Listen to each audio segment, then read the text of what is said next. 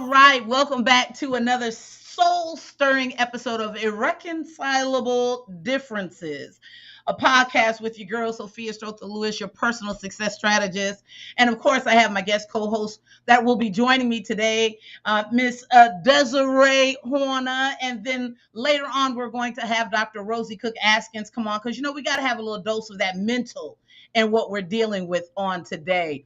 Well, I'm really excited though because our last show was really, really good, and we really wanted to capitalize on the fact that we are talking about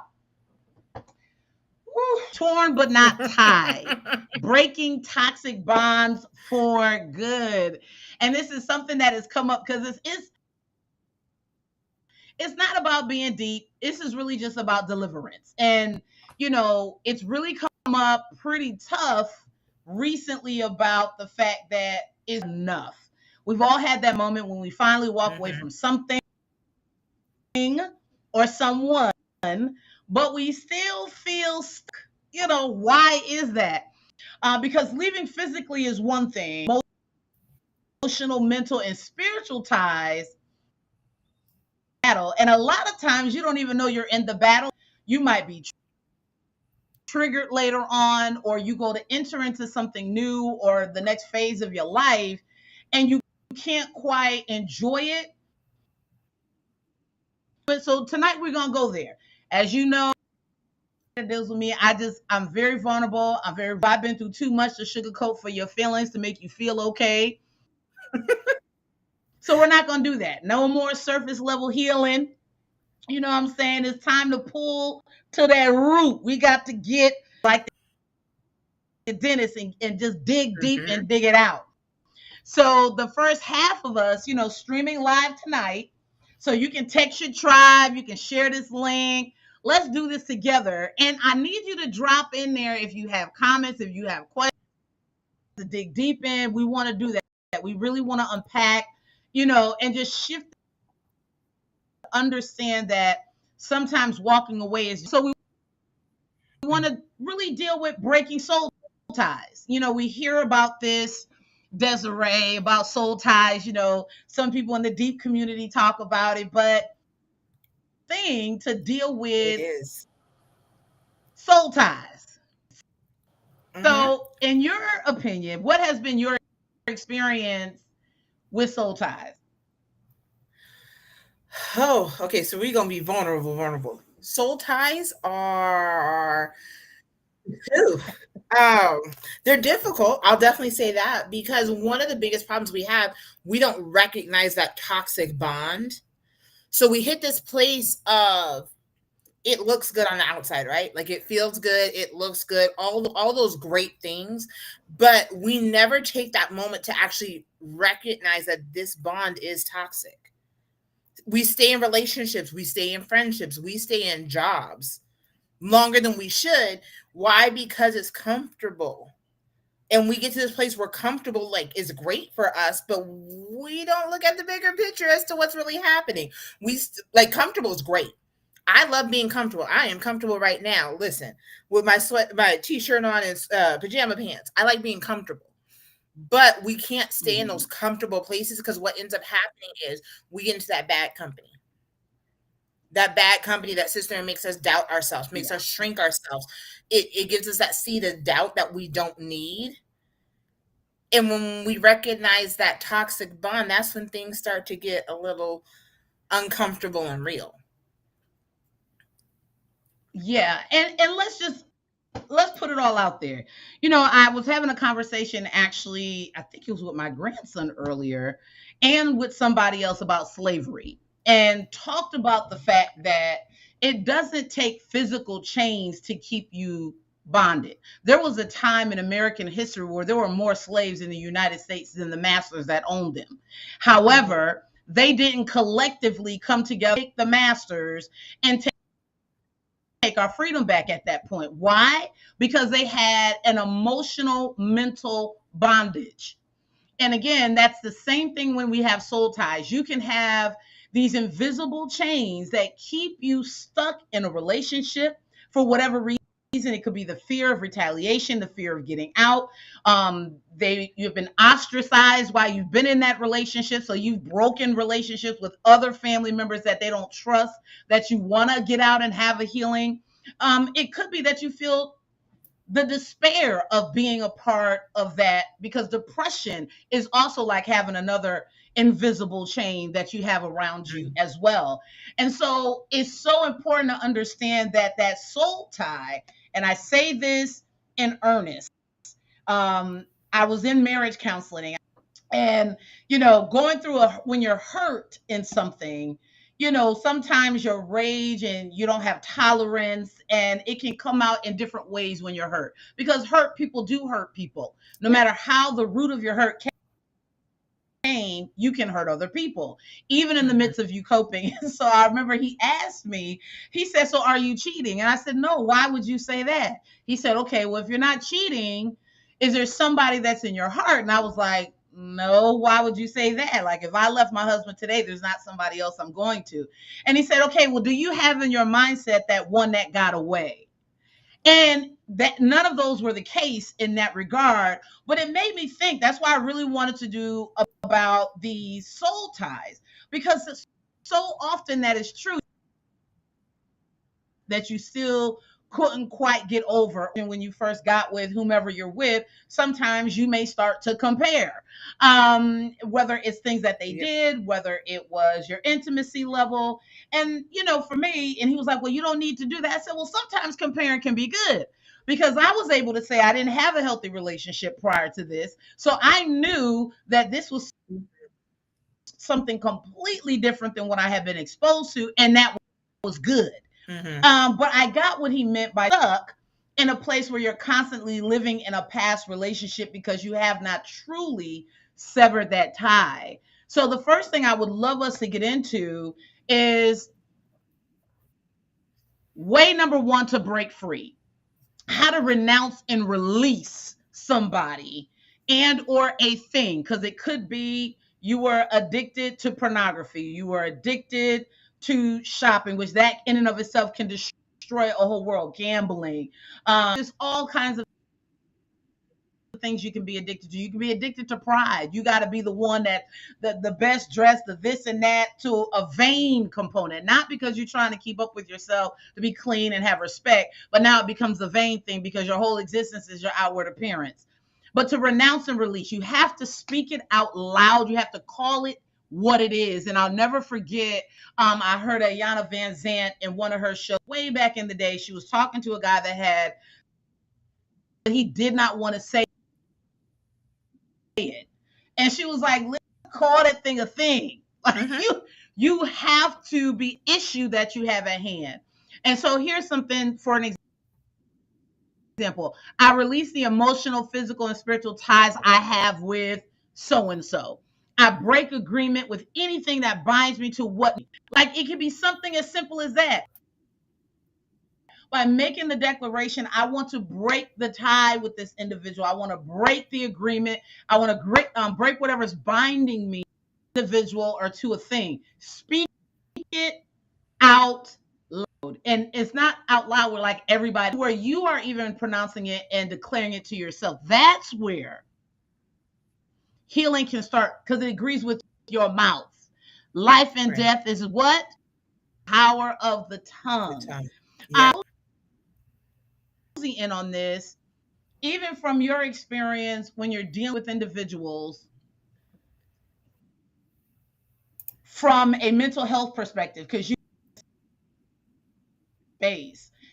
how can someone, some of that advice about healing start when your mouth agrees with your decision and you reclaim mentally? How can someone utilize that as a step to start?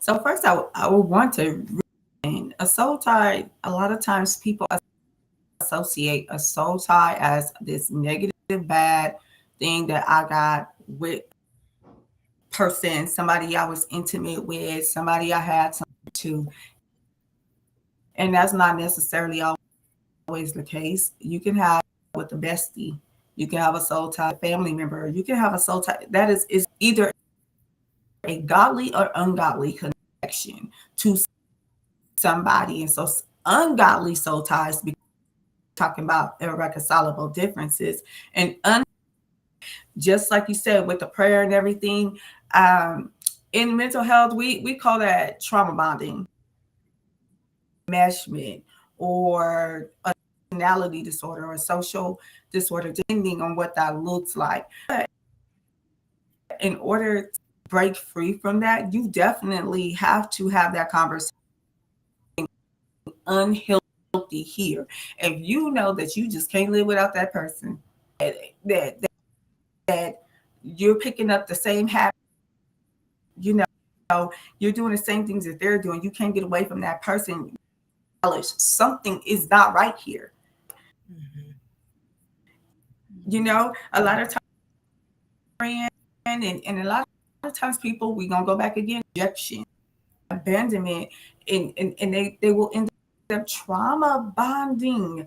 And acknowledge it, be truthful about it, take accountability and ownership. Hey, I made some poor choices or poor decisions with these friends that I'm making. Even when we get into that praying as Christians, we have, like you said, we're going to prayer, and we can't forget to fast,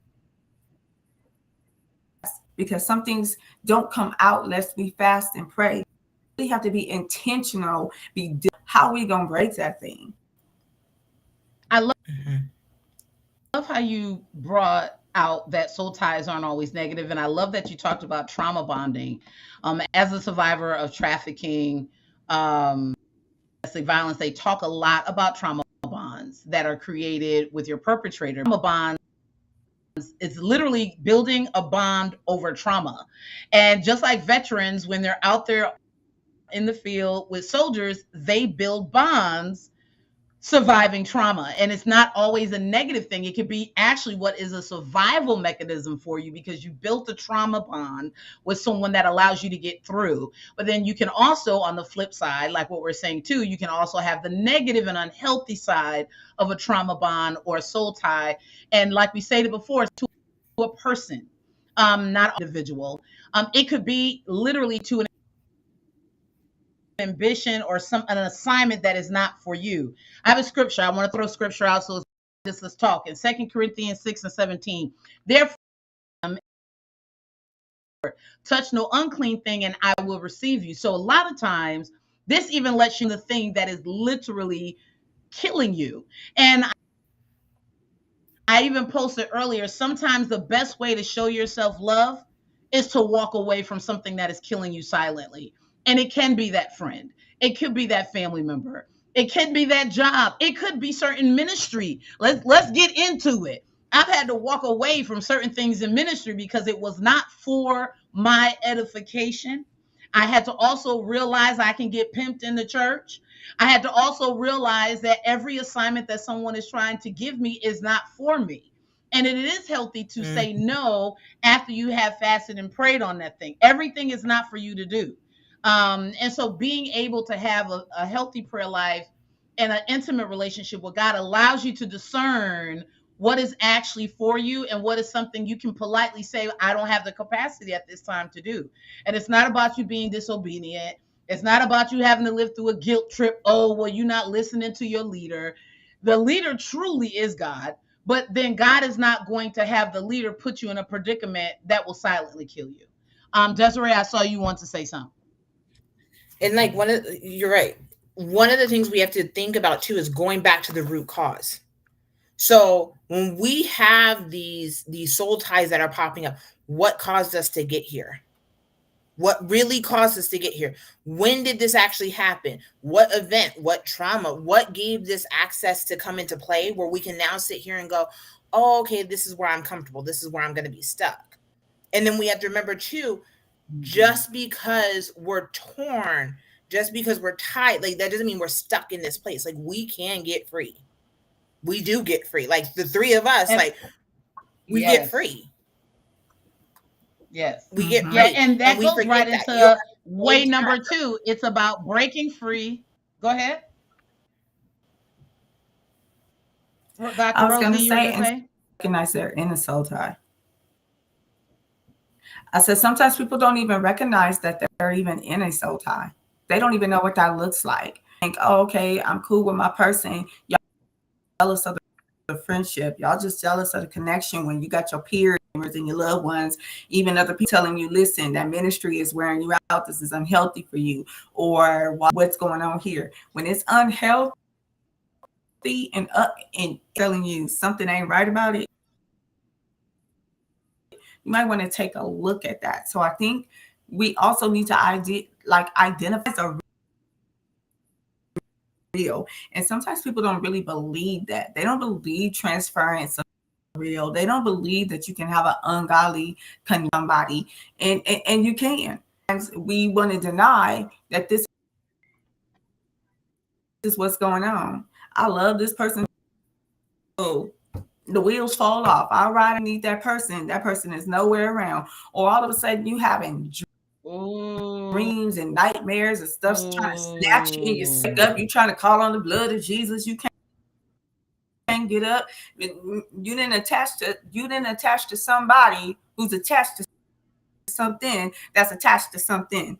I remember when I was a teenager, there was this guy that oh my God, he was just to cast me out. He was everything, right? Tall, dark, and handsome, all the wonderfulness. But the Lord started giving me dreams. And I'm like, why do I keep having these weird dreams? And so me being Lord, if this person is just not it, because the math ain't nothing with this person, stay away from him. And I was like, Lord, if something's wrong, you show me. And he came over to me. My mom was like, you can't come in my house. And I used this favorite little cross on my neck. I was like, well, Lord, if this person is just I shouldn't be around them at all, show me. And I kid you not, his face kind of shift. And he started looking like a little wolf to me, right? Next thing you know, the whole cross fell in the sewer. I know that sounds crazy, but I was like, oh, I got to get away from you. But then I didn't learn because he was pressuring me to do some stuff that I had nobody's business doing, teenager dream. And in the dream, I was on my neck like a little thing. You talked about that on my neck. Attached to that was chains. Then I saw him different chains with people. And I'm like, whoa. I said, needless to say, we can't be friends. We cannot. We just can't. God will show you, and people will identify it, but we have to have the spiritual and that prayer life discernment to be able to recognize that there are people we got to cut away with fast, quick, fast, and in a hurry. I appreciate that, Dr. Rosie. And I'm going to talk to those that's not, to those that don't, because you just said you were a teenager, you evangelist, anybody at that age. And I want to just say to those that may not be saved, they may not, God still sends a way for you to escape. I just need you to know you don't have to be going to church every single day, knee deep in prayer all day, 5 times a day, have the cloth in the title for God to let you know when something is toxic and it's time to go away. I even say with the long-term relationship I had out and I didn't even acknowledge him. He gave me 4 opportunities for the ship, and I still managed to let him talk me back into going back with him. And then I felt guilty. And then, well, he said it was a mistake. He really loves me. And because I was rebelling from the last relationship of somebody but didn't really want to make me public. And so here's somebody that's not that guy, but like, so I want that because I'm yearning for that because I'm so used to this hidden whatever for men. I wanted someone to really embrace me. Now, I ignored everything all 4 times, and 2.5 years of my life. 2.5 years of my life, emotionally, financially, and it took years away. When he gave me the out, and it wasn't, he didn't sign with the dove coming out. I didn't need to hear a preach word of me feeling destitute within the relationship, not having a voice, being oppressed. I mean, there was just so many signs there without all of that. And so I just say to the audience that may be watching that you don't have to be super religious for God to send a word to protect you. And I think like us that get on that do have a relationship, when we don't mention for all phases of where you are in your walk with, get there, or are you just trying to live in this moment? Understand that he does us because you're not where somebody else is. And if that was here, because he had to speak to all of us in a state of being lost, he had to speak to all of us in a state of us being in our at some point for us to get here. So never feel like when we go deep that it doesn't apply to you because you're not there yet. Get there, and he still has a love for you regardless of where you're at, because it has. That's where Desiree earlier was talking about mindset, and I wanted to go in because that's really our segue to way number 10 for you to attempt to start breaking free is to renounce and release. You have to acknowledge that it's an issue. Like Dr. Rosie just said in regards to, listen, I had to dream. Like I saw some things that just wasn't sitting easy with me. Like you have to be super deep to be like something ain't. Sometimes we ignore the sitting right. And then years later, you look back and be like, oh my gosh, I knew I should have left him alone a long time ago. So the second part of this is going to be about rewiring your mindset. You have to be able, even after the person is gone, the patterns try to stay. You know, they tell you, what's that saying? If it looks like a duck and quack like a duck, it is a duck. Or they always tell you if you're yeah, yeah. Not a lot of people that cuss a lot. You will eventually may catch on to start cussing a lot because you are the company that you keep on a consistent basis. I'm gonna say that because I have family and friends that's not. I mean, they cuss, they don't go. Still love them. I'm still going to embrace them and love them. I can't be too deep because certain same way when you're trying to break a tie, some of those toxic loops in your head may stay. Maybe it was me, maybe it wasn't me, maybe they'll have to change, maybe I deserve that. Like even those types of things start creeping in. So the second thing we want to talk about to break free is to write your story. Opportunity for you to take control of replacing their voice, those memories, the sense of failure in your head with and I'll give an example, I don't know if you've ever had those moments, and I'm talking to you, Dr. Rosie and Desiree. Actually, I'm going to take Doctor off. I'm talking to Rosie and Desiree. Have you ever had a moment in your life where you said, why me, God? Like, why me, God? Yes. Like, I'm doing this, I'm doing that. Enough, why me? Like, crying, why me? I have a poem I wrote years ago in my first book, Why Me? But then you have to change that narrative to say, why not me? Exactly. And that's what happens. We're gonna get in those woe is me moments. We're gonna get in the why did everything that could be everything happen to me? Why did I have to look funny? Why did I have to be this way? Why did I have to be so caring? Why my heart? Why? We get into that state, and sometimes we gotta remember that we are human. And that we're going to feel all the feels, and we have to understand that the feels are going to come, but then we can't stay stuck in that place. I was just telling someone recently, because they were like, I can't pray, I don't know what to say, sometimes I just feel numb. And I was like, okay. And when I was like, let's explore this, And as they're trying to explore, they couldn't come up with nothing. And so, but the tears were coming. And I was like, but here's the thing, your tears speak volumes. Sometimes we have to understand that our tears is the prayer. Our tears is the declaration that we're tired of it. Our tears is the declaration that we want something different. And sometimes we feel like, especially some of us are in minority cultures, we feel like if we cry, we are weak. Mhm. Or if we acknowledge that we hurt or we're angry, that we're weak. And no, we're not weak. God gave us those tears. He gave us the ability to feel. We just can't rest in that. So like you said, we'll say, why me, why me? But then after a while, you got to come out of that why me and say, yeah, why not me? Now Why show not me, God, me? or let me Yes.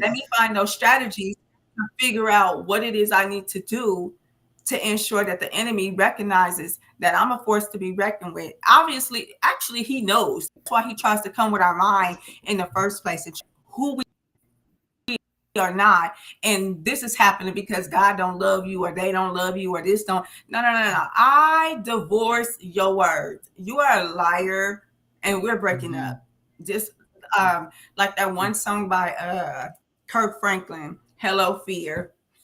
Before I let go, I got some things I need to tell you. You don't get to take Mhm. over my emotions, my mind, my thoughts anymore, because I'm fearfully and wonderfully made. So I'm crying today, but when I get up, you better watch out.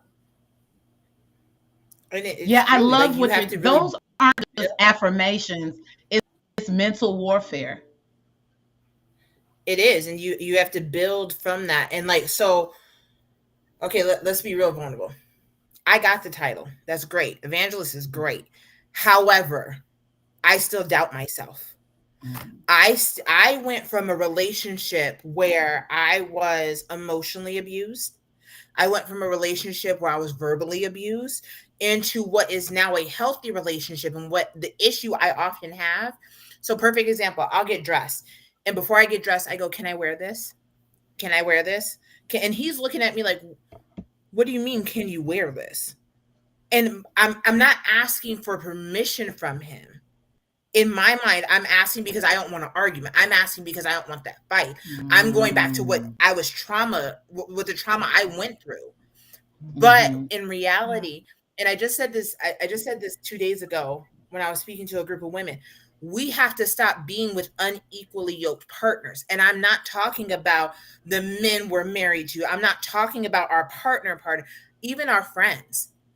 Even our like Yep. I thank the Lord for both of y'all because of the fact I can be Desiree. I don't have to be Evangelist. I don't have to be anybody else Mhm. but me. Mhm. Listen, I called Rosie one day and said I'm having a hard time, and was breaking down crying, and she was Mhm. there for me. We have to have Mhm. people that we can Absolutely. turn to, that we can go to, that can help us along that healing process. Because if we stay stuck in this Mhm. place of we're not healing, if we stay stuck in this place of we just keep reliving, we stay stuck, we stay tied. Our goal is Mhm. to break free. Mhm. We can't break free if we're staying stuck. We can't break free if we're staying with that same circle. And like you were just saying, Tyler Perry, I love watching Tyler Perry. But his Medea character said, if someone shows you who they are, believe them the first time. Yeah. That's what We Maya get those red Angelou's flags, point. and what do? We Yep. go, oh, That is a listen. my answer all day. Yeah. I love Mhm. it though, because and I remember when he did it, because I was like, he's showing me that he's a great actor, right? But he's dressed as a woman, and I was really conflicted with this for a while. I really was. But it's like, you're showing me that you're a great actor. You're broadening my thought process and all of that. We have to get to a place, if we're going to heal, we have those people who are around us broadening our thought process, pushing us to heal, pushing us in Yeah. those uncomfortable places that I don't like for either one of y'all to push me in, but you do, and I appreciate it. I Well, I love, appreciate you it. know, And that's you're really speaking. I just love your vulnerability, Desiree. And I just, you're really speaking about Romans 12 and 2. do not conform to the pattern of this world, but be transformed by the renewing of your mind. Then you will be able to test and approve what God's will is, his good, pleasing, and perfect will. And I'm going to put in your life or for your life.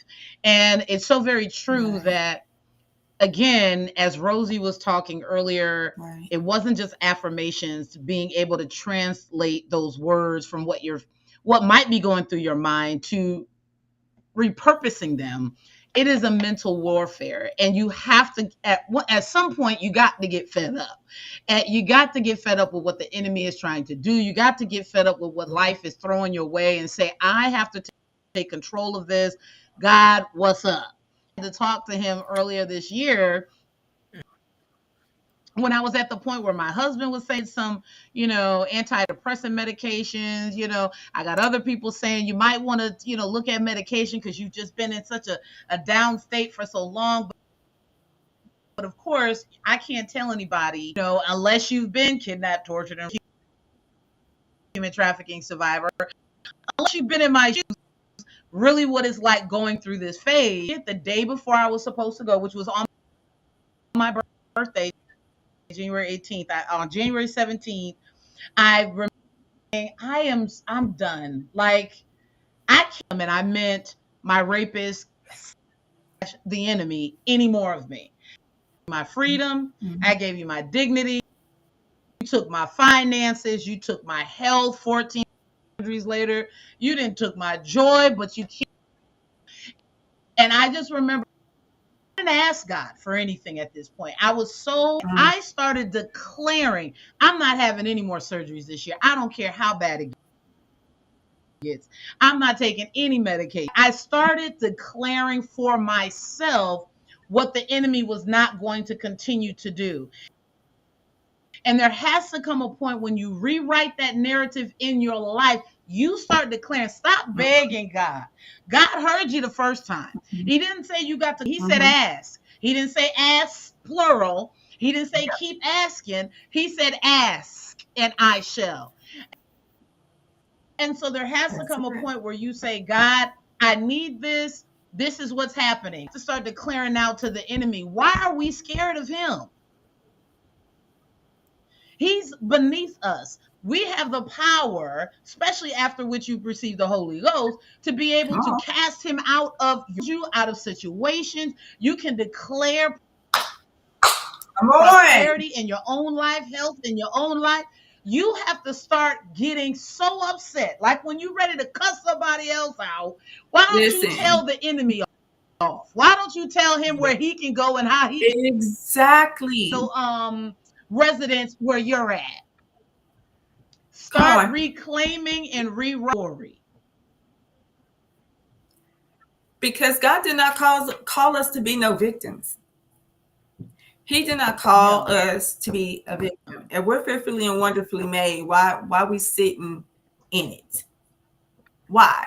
And it gets you get to a point to where you do get exhausted. You get mentally exhausted. You get physically exhausted. You just get tired. Oh, yeah. Like I said in our last podcast, I talked about it.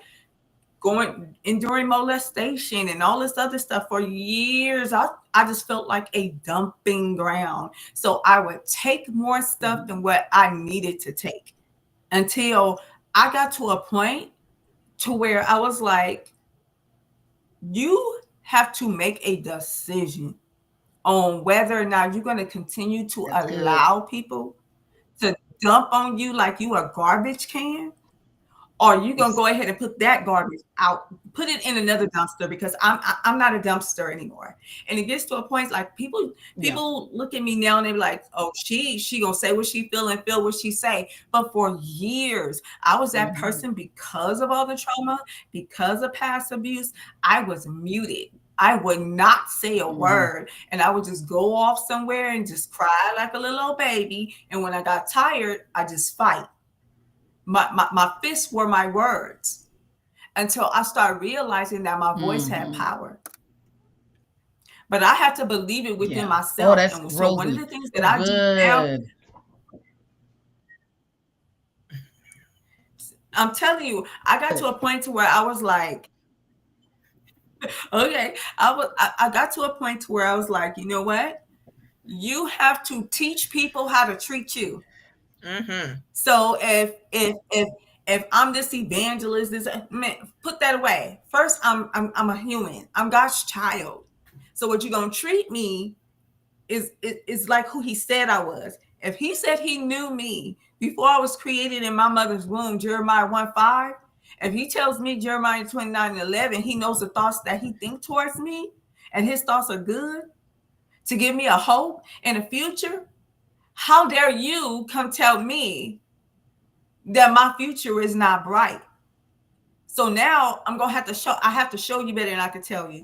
But again, it starts with that identity, and a lot of times, yes, that mental warfare, but it's that identity crisis. Who are you? Who does God say you are? I'm not a trash can. I'm not a dumpster. I'm not a minority. I'm a king's daughter. That's who I am, and you're gonna treat me accordingly. And guess what? In order for me to make it believable, I'm gonna have to treat me the way that I believe you should treat me. So it's gonna start with me 1st. And I was not like this years ago. I wasn't even like this about 5 years ago. I would sit in church and let people just mistreat me, talk about me, call me names, and I'm like, Lord, I'm trying to live this holy life. And I'm gonna either be black or white, hot or cold. I don't know how to be in between, because either I'm gonna fight them or I'm gonna be so quiet. Now I'm just gonna take it. And I'm like, you know what? They doing it because there is no so that's the other thing. There's no boundary set. So when I begin to speak up and say, whoa, whoa, whoa, this is not, I carry something valuable within me with my gifts, my anointing, my talent. Let me show you better than I can tell you. You don't get to abuse that. You don't. Let me go and take my treasure back and go and mind my business until you can learn how to respect me. And that's just how I move now. And I don't. And I used to feel guilty about it, but I don't feel guilty about it. You sound like Jesus. Jesus went in the synagogue flipping tables, talking about what y'all doing. The Bible says you can be angry but sin not. Don't give me this. We got to sit back and take whatever you dish out. And that's why I love. I was going crazy over here with you about what you were saying, because peace isn't passive. It's not passive. It's powerful. It's a choice to no longer carry what crushed you, to no longer allow negative energy in your space. That is actually the third thing to talk about for us today. Your space and routine. Yes. Even your environment matters. Cleaning out the reminders, shifting the atmosphere in your home, in your mindset, even within the job, creating a space for God healing for you, and being able to have the cut of your life. It is a courageous thing to cut a cord. It is a courageous thing not to answer this phone when somebody is very, very courageous for you to say no, especially in a spiritual environment. They want to make you feel delivered. I can love you and still not deal with you on no daily basis. I have family that I love. I care about their well-being, but I'm not calling. They're not in my face every day, because it might be a negative environment.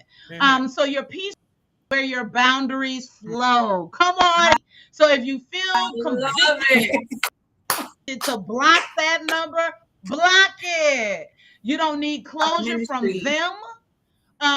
When you've got confirmation, validation from anybody that's living, if you already know what God said for you to do or what He has for you to do. Isaiah 26:3, thou will keep him in perfect peace, whose mind is stayed on thee, because he trusted in thee. What that means is,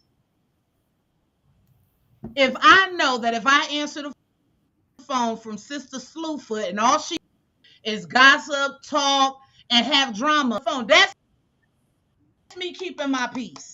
I know that this individual from my past around, they bring out this negative energy even within me, or I am things I used to do back in this old life of me, that I'm not going to be around them. So you have to do work in the keeping of your peace. And that's why it's not passive. And I love how Rosie said, I got to a point. You got to the Jesus moment in the synagogue.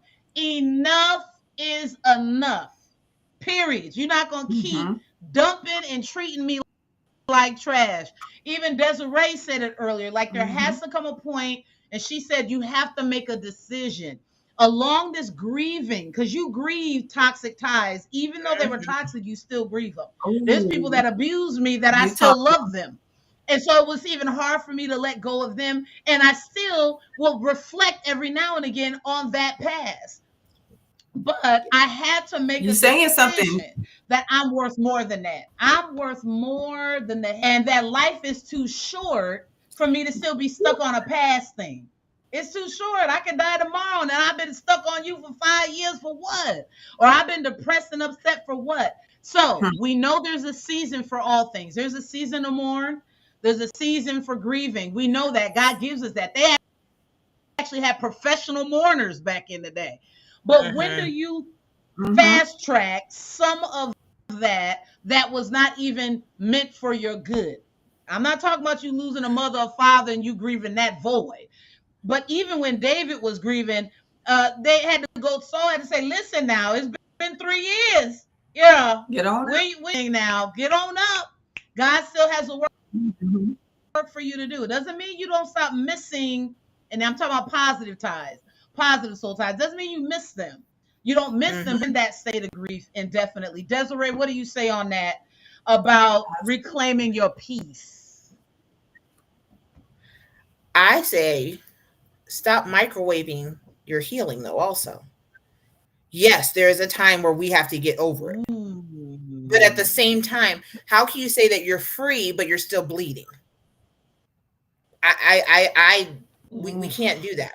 You need to stop getting to a point of we're rushing our healing. Yeah, we're hurt here. Yeah, this hurts here. So let's go vulnerable. I lost a child. Okay. Yes, it still hurts to this day, but guess what? I'm able to take that experience and use it for something greater. Did it happen overnight? No, it did not. No, it did not. It's been 15 years and it still hurts. It still hurts. But I did not rush through my healing. The wounds are still visible. It still requires care. You have a surgery. You get stitches. You still got to take care of that, right? We're not going to sit here and go run a marathon 2 days after we've had surgery. Why? Because that wound that was there, because they had to cut into you, it still requires care. Go to therapy. Go fast. Go on a fast. Listen, a 30-day fast is hard, but it's necessary sometimes. Journal, cry, whatever it is, just stop suppressing it because you want to fast track through it. Or because others tell you. We have to stop You to fast track through it. Yeah, but at the end of the day, they can tell you to fast track through it. Say that again, Rosie. I said, or stop trying to fast track through it. Yeah. There is no time limit on grief. Yeah, that's the worst when they trying to tell. Yeah. Yeah. So if this is what I have this is a question I have.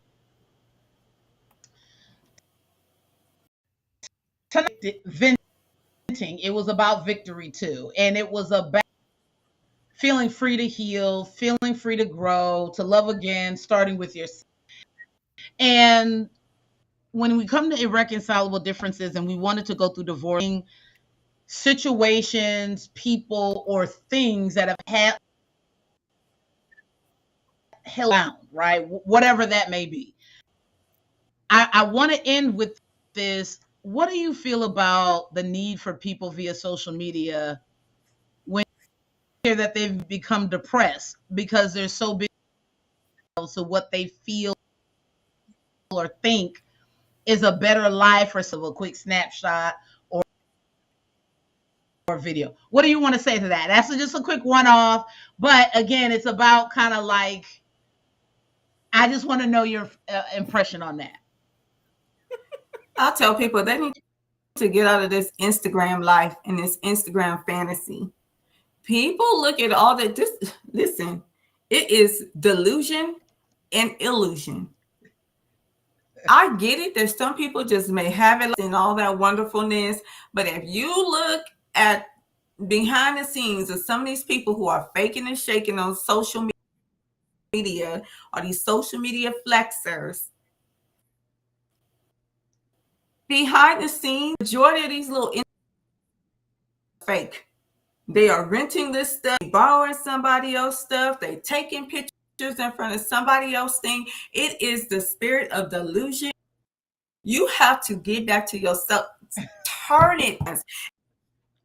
If you just doing it for the likes, come on, turn it off. Imposter syndrome is edified when you go. I'm sitting here right now freaking because my internet connection play, but I can sit here and get in my whole. My God, but all the content creators got all the best lighting and all the things. No, listen, I have to get out the way and get out. And a lot of times people look at that, and I'm not gonna lie, I'm guilty of that too. When I first learned about social media, you don't get likes, that mean you're not popular. And I'm like, wait a minute, you ain't never really. So why are you all of a sudden caring about what people think or what people say? And so I had to pull it back and really back in and remember to give scripture to it. I would go to 2 Corinthians 10:4 and 5. Like, cast down them imaginations. Yes, we have some anointed ministry online, and I'm telling you, I check in and I be listening, or there's somebody that know how to do bath scrubs. That's like making self-care stuff. And I'm like, this is amazing. And I will watch it, but everybody is they faking. Come on. If you can recognize a fake friend or you say person in church and you real quick to run from them, we got to get some discernment about it. Holy Ghost discernment and say, is this edifying me or is this making me feel vulnerable? Me feel like I'm inadequate and I'm not enough. And the reality is that's what some of these social media content creators do. They're created to make you want to be better, to buy a product that you get home and you mad that Amazon has sent you this mess, and cut away from that. If you realizing that it's affecting, maybe so tied with social media and you need to cut it. AI is not your father, and we need to recognize that. And it's so funny because Holy Spirit was me earlier. He was like, listen, I will not compete with AI and social media. You better open up that paper Bible or get an app or write it down in a journal and remember who I said you were. Stop trying. This is competing with this on 100, and we need to stop it. Yeah.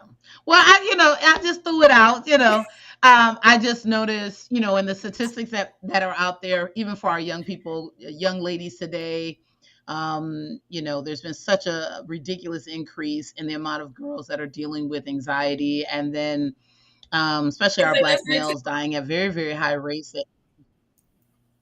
From 16 to 24 dying by suicide now, and even grown men up to age 50. I think it's the second or third leading cause of death for even grown men.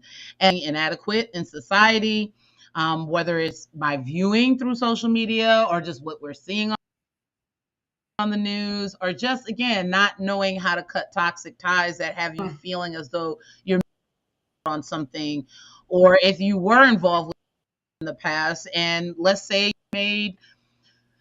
you've made decisions which I think a lot of us have been in that space. I have a lot of things in my past that I used to say I regret, but I don't, because I know I made them in a hurt place or a lonely place.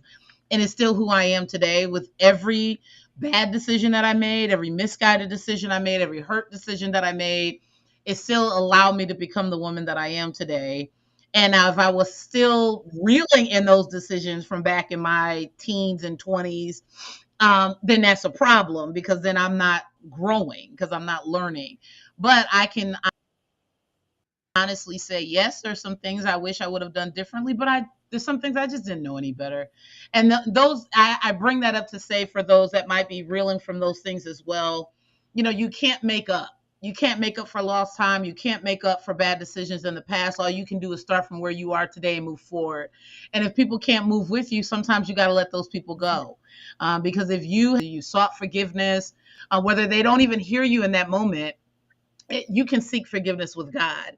And as long as he can accept that and move and have you to move forward, that's what's poignant at that time. And when that other person comes around, they come around. And if they don't, life has to move forward and so don't you. And so I say that even to those, again, I come from parents that were both on drugs and made very bad decisions at some point, but I did learn to forgive them in the capacity of who they were.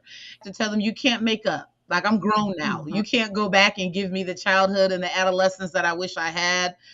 You can't take back some of those decisions that you made, but you can try to help me build trust in you now, or give me space to get there.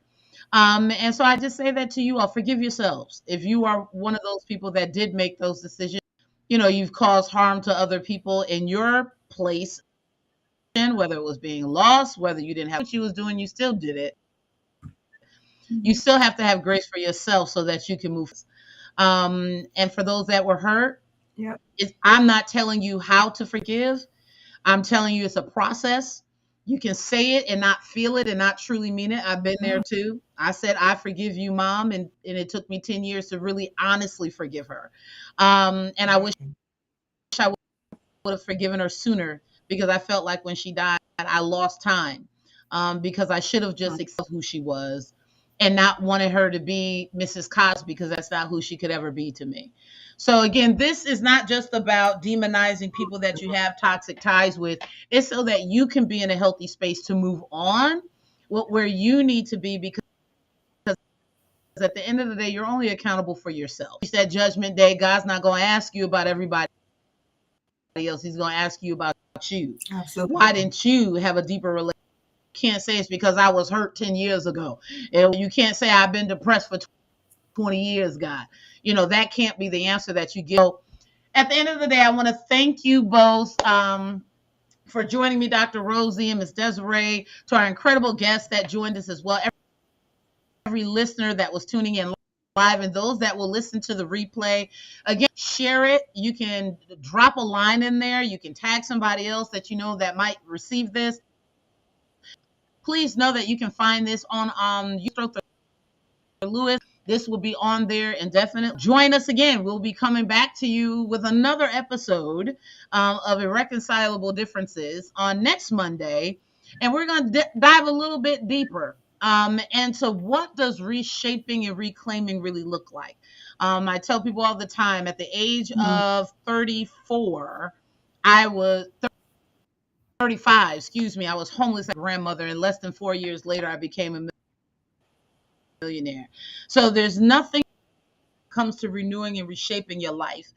Walk you through what that reshaping your life looks like, so you can be in a place where you can receive an opportunity that God might be putting before your face.